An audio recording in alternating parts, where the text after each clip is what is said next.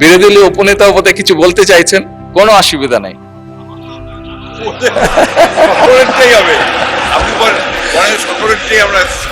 আজকে দাঁড়িয়ে আমি আমার অবস্থান থেকে পরিষ্কারভাবে বলতে চাই, অনুরোধ জানাবো মাননীয় বিরোধী দলীয় নেতাকে, মাননীয় বিরোধী দলীয় নেতা, আমি যে মন্ত্রণালয় অধীন কাজ, আমার পাশেই সেই মিনিস্টার সাহেব বসে আছেন। প্রোটোকল হিসাবে মিনিস্টার সাহেবকে আমি এরই ভিতরে নির্দেশনা দিয়েছি যে আপনার কাজগুলো উনি দেখবেন এবং তার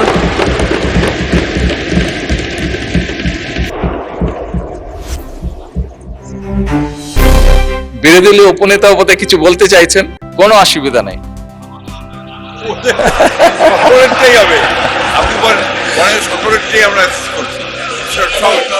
মাননীয় স্পিকার, যে এক মিনিট, একটু আগে ফরিদপুর 1 আসনের সংসদ সদস্য এসেছিলেন, উনিও কিছু কথা আমাকে বলেছেন। মাননীয় স্পিকার, আমি প্রথমেই বলেছি এই সংসদ বাংলাদেশের মানুষের জন্য, এই সংসদ বাংলাদেশের জন্য।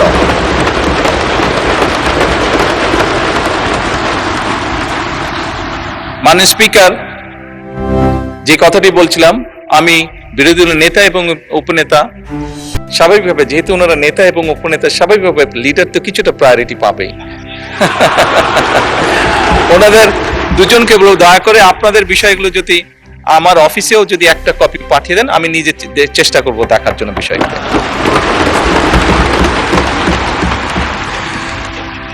মাননীয় স্পিকার,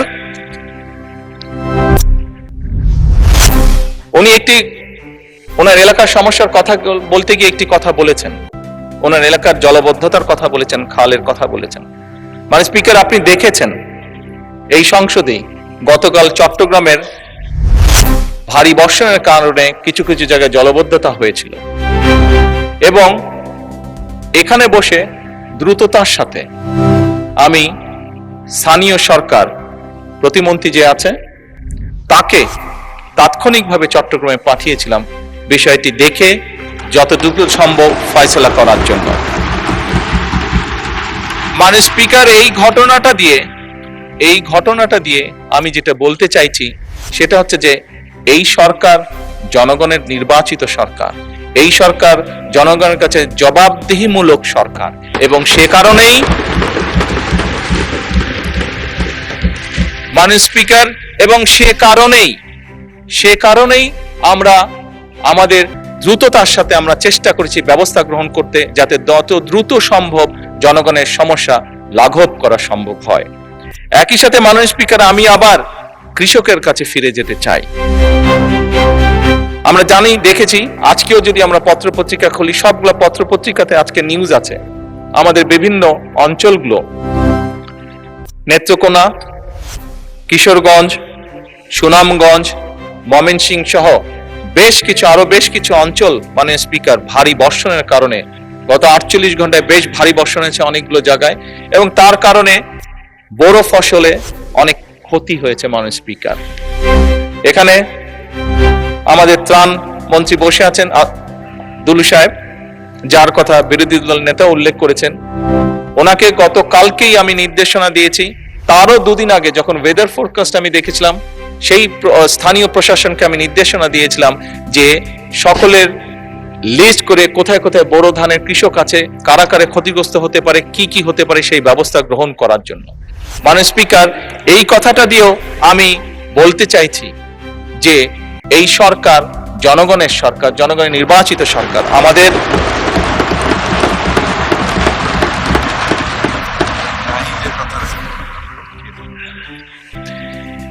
জনগণের নির্বাচিত সরকার এবং আমাদের প্রথম দায়িত্বই হচ্ছে জনগণের দেখভাল করা। মাননীয় স্পিকার,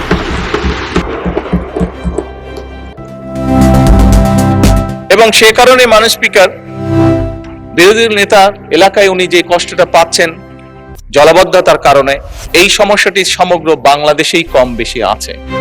মাননীয় স্পিকার, বাংলাদেশে এরকম অনেক জায়গা আছে যেখানে বর্ষাকালেও কৃষকরা পানির কষ্ট ভোগ করে, যেখানে বর্ষাকালেও বিভিন্ন সময় সেচ ব্যবস্থা তারা দিতে পারে না, শুধুমাত্র সঠিকভাবে সেচের পানি তারা আনতে পারে না বলে এবং সে কারণে মাননীয় স্পিকার শহীদ রাষ্ট্রপতি জিয়া রহমানের সেই যুগান্তকারী খাল খনন কর্মসূচি আমরা আবারও শুরু করেছি।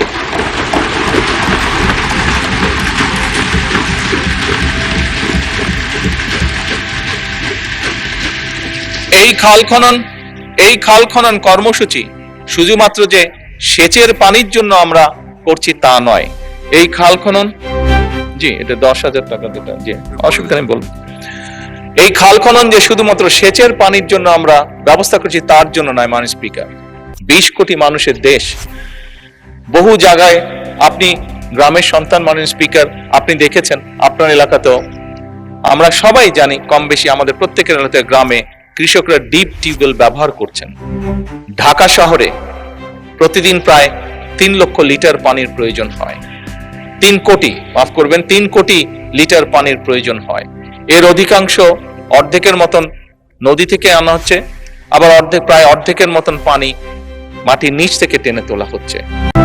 এর ফলে পানির যে স্তর সেটি অনেক নিচে নেমে যাচ্ছে মাননীয় স্পিকার। আমরা যদি এরকম এই বিষয়গুলো যদি এখনই অ্যাড্রেস না করি, আগামী যে ভবিষ্যৎ প্রজন্ম যারা ওই গ্যালারিতে বসে একটু আগে আমাদের আলোচনা শুনেছিল, এই মানুষগুলো, এই সন্তানগুলো বিপদে পড়ে যাবে।